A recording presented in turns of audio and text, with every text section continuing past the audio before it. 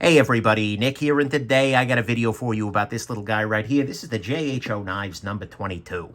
Now first off, before I go any further, I want to thank my Patreon patrons who make the channel possible with their ongoing support. It means the world to me, honestly, but it also makes it very possible for me to spend $240 on a knife like this, buying it direct from the maker without any kind of other thing going on, and not to worry about whether I'm going to take a bath on it afterwards, right? That is a beautiful thing, and it allows me to keep checking out weird pieces like this, even in situations where, So anyways, Patreon patrons mean the world to me and make the channel possible now more than ever, so thank you for that.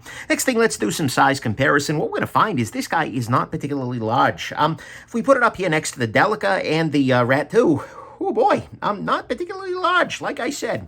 What we see here is that although the handle is a little bit smaller than the Delica, and the sharpened blade length is markedly so. We have a 3-inch blade, so around the same as the Delica, but of that, only about 2¼ inches are actually sharpened. So this is a relatively small usable blade, even though it's a relatively large knife. That can be very nice in some ways, but it can also be very unnice in other ones. So that unnice, yes, sure, that's the term, that's the English. Congratulations, you learned the word.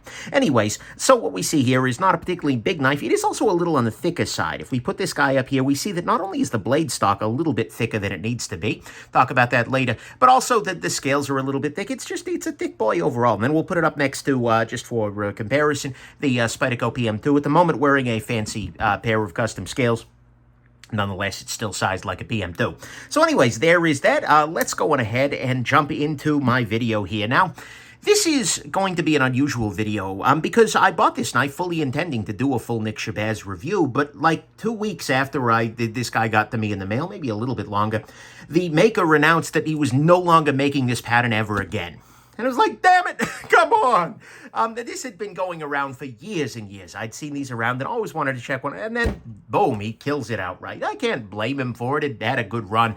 But at the same time, it means that the amount of time I would spend on a full review might not make a whole lot of sense. So what I'm going to do instead is do, basically a new to the Nick style video where I give you my overall opinion on the knife and do a disassembly all at once. And that way you get some content on it, but I don't have to spend the same amount of time I would doing a full, painstaking, nitpicky review as I normally would. So anyways, this guy is kind of a weird piece in a lot of ways, right? I mean, number 22, it's clearly taking inspiration from a scalpel kind of situation with this kind of a blade shape, and almost, I mean, it very much does look scalpular, if you will. So let's go ahead and take this guy apart here, and I'm gonna get my disassembly toolkit over here. By the way, if you're curious, nickshabazz.com/tools. But it is a very interesting knife, and I have actually carried this guy a fair bit, right? I've been in a situation where I've had more time to carry things than time to film content, just because of the nature of my life. And so this has gotten a fair amount of pocket time, and in many ways I have enjoyed it. It is very interesting, right? Because it is a very strange knife in terms of the action, the function, all of that stuff. But on another level, it does feel pretty familiar, right? It's a front flipper with a nice big prominent front flipping tab on there, right? It is a locking knife. It's a frame lock, as a matter of fact. So, that part works quite well too. Let's pop this open. There we go. And what we see on the inside here is that it is pretty vanilla, right? There's not a whole lot of uniqueness or distinction going on here in the construction. Right, we see, oh, wow, okay, cool, it's a blade. A little on the thick side, but hey, whatever. Not a particularly big deal. But what we see here is this is just sort of a pretty normal bog standard knife. There is not much in the way of internal milling, right, which would have lowered the weight on this guy a little bit. There's really none of that. There's also not a whole lot of other frills, right? We do see that there is a stainless steel washer on top of the titanium there, which is always a nice thing to see, particularly, but this is kind of a strange piece. As for the knife itself and JHO Knives, they're not really folks I've looked at before, and frankly, probably not somebody I'm going to check out again, just given if they kill models that capriciously, it's difficult for me. I'm just bitter, don't mind me. But anyways, I gather it's an outfit shipping in knives from overseas, and I'm kind of getting the impression the maker himself, is overseas as well. So, there you go. But overall, look, it's pretty well built, right? You have an actual lock bar insert with a ceramic ball bearing right here. You got ceramic bearings. In a lot of ways, I don't know exactly who made this, but I can think of a number of folks who might, have gone that way, right? A number of folks who you could implicate for the whole thing. But anyways, let's put it back together here. We're going to see there's not a whole lot to it. What am I doing here? I want to put in my pivot, which goes here. It is not a free spinning pivot, by the way. You can see there's a D shape on the pivot there, which is a nice thing. And I'm also going to go on ahead and just drop this in as well, which is also not free spinning, which is also something I appreciate very much. Put that there. And then I'm going to go ahead, lubricate a little bit here. But it's been a nice little, pocket companion, right? It's not particularly large. It's a little on the thick side, certainly, but it's not a big old knife or anything like that, and so it's carried pretty well, all things considered. And for the kinds of tasks that I find myself having lately, honestly, the 2 1/4 inches of sharpened edge is usually enough, right? That many people view that as a personal failing of mine, which... that's cool. Thank you. But nonetheless, it has been the case that it has been fine for most of my situations. One thing that is worth noting is this somewhat unusually does have 2 stop pins, right? So there's one stop pin right here, and there's another stop pin that it hits when the knife is open, that is. So it actually is a 2 stop pin knife, right? There's a closed pin and an open pin, which doesn't matter, right? It's not important, but it is kind of cool, and it is a little bit on the different side, right? It is clear that the maker here has done something a little bit unique and a little bit different. So I do appreciate that, at least. This is a knife that, in a world of same blade designs, etc., this feels different, right? This is a little bit on the different side. It's not like, oh my God, it's still a frame lock flipper, but at the same time, yeah, I'll take it, right? It's a step up from, well, every other thing we're seeing out there in the market. Machining-wise, all the parts look pretty fine to me. There's not a whole lot of complaint there. The clip on it is fine. You can see it's a full milled clip here, which is internally screwed, which is nice, but still removable. It's not like integral to the handle, which is generally a bad idea, just because then if you bend the clip, your entire knife is dead. So that's, yeah. Overall, though, I gotta say, in that sense, it's been pretty good. Right now, the pivot is way too loose, so let's tighten it up a little bit, and that's gonna bring us back towards centered. That was too tight. Let's loosen the pivot up just a smidge. Okay, good. No blade play, nice and smooth. Tighten up my back here. Oh, yep, there we go. Perfect. And we are all set. We are all reassembled. So let me tell you a little bit about what I'm liking and what I'm not liking so much about this guy. Again, this isn't going to be as organized as my main reviews, but, this is how I can keep making some content even despite having very little time to do so. So, okay, on the good side, things I've liked very much about this guy. One thing that is not present on this one that I actually thought was, when I made this order, I thought this was one of the ones with the hammered-in copper inlays, which are quite striking. Unfortunately, this one just has the holes here. I mean, that's, in retrospect, that is what I ordered, but it was one of those things where the picture at the top of the web page was not representative of all of the ones, and the other ones were sold out. So, well, not a big deal, but I really did like those hammered-in copper inlays, but this still works fine, too. Speed holes or something, right?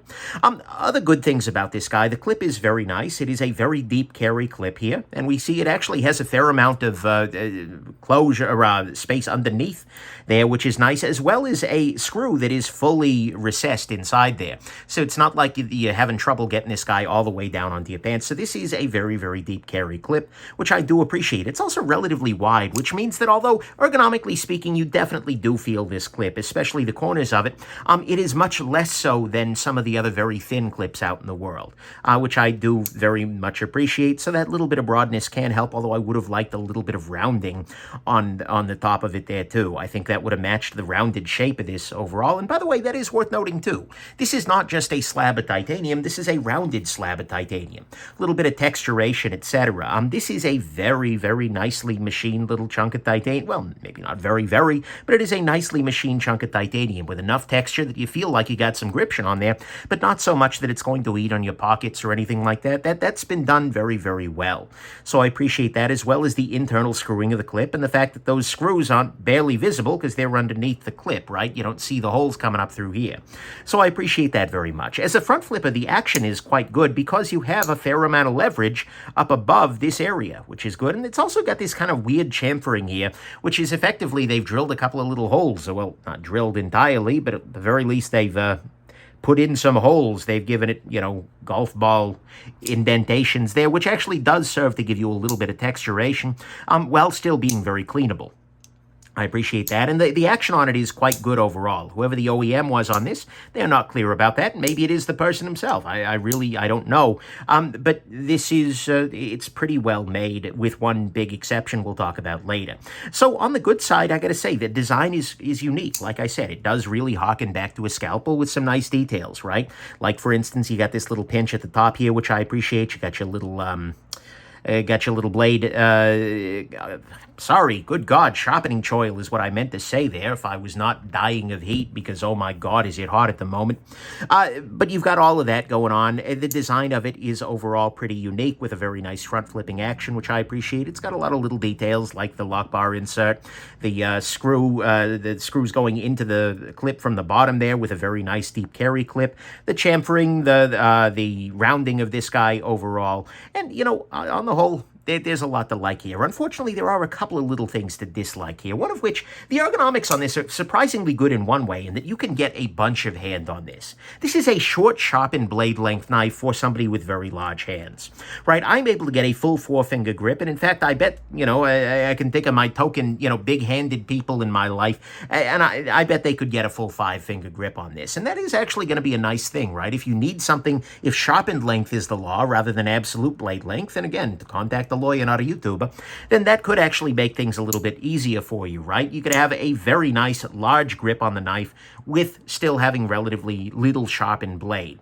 which I do have to appreciate. But aside from that, there are definitely a lot of hot spots on this guy. If I grip on this guy hard, we have hot spots off of here, off of here, off of here, off of here, a little bit off of there. I'm not a big fan of that, right? It could definitely be a little bit more rounded, and they could definitely have done something to address some of these sharper corners there. Not the end of the world, but it is a thing. Next thing, I don't know what this little kind of kick out here doesn't make a whole lot of sense. I mean, the one thing I can think of is it may be trying to slow down the action of this guy towards your thumb, but already you've got this little guy here.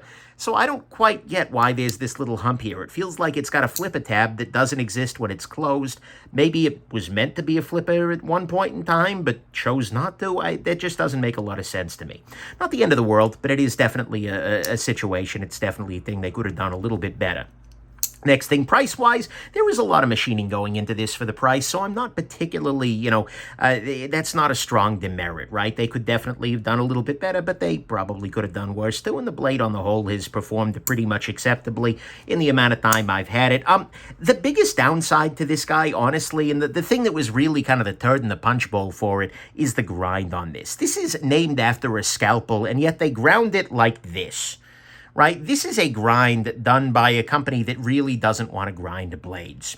This could have been so much thinner, right? And part of it is they're using relatively thick stock, right? This is a knife that is not particularly large, and they could have done this very thin and very slicey, and I thought they would.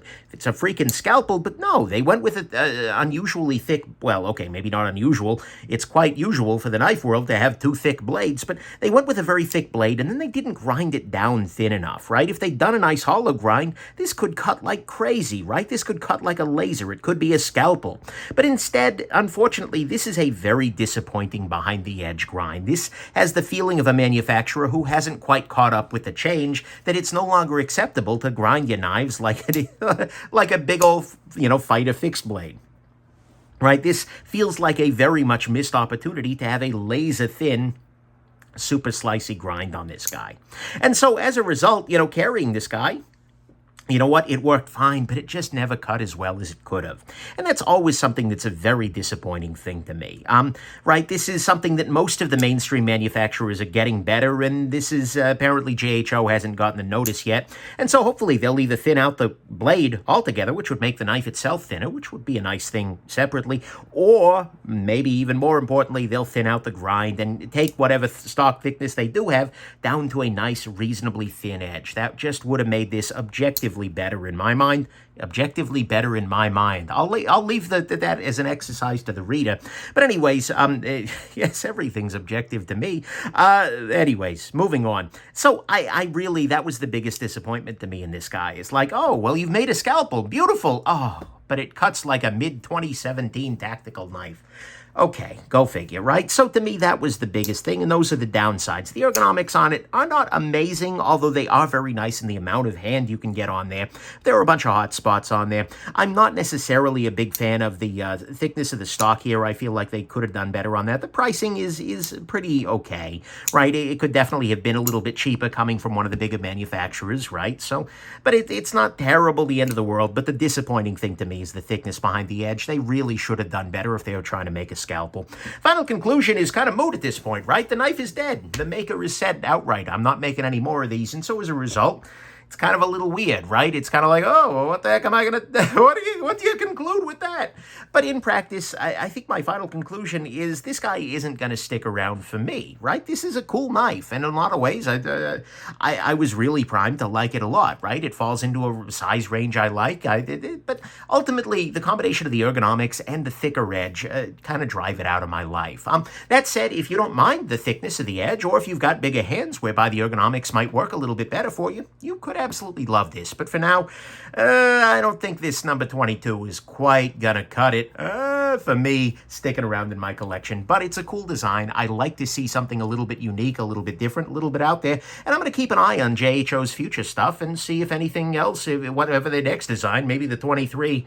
I know it's not the 23, it's named after the scalpel, but maybe the 23 is going to be even more interesting and ground a little bit better and whatnot. So anyways, there you go. Hope this has been interesting to you. Again, not a full review, but just trying to give some impressions before I move this guy along. That way you get a little bit of content rather than no content at all. So hope this has been interesting to you. Have an absolutely wonderful rest of your day. Bye now.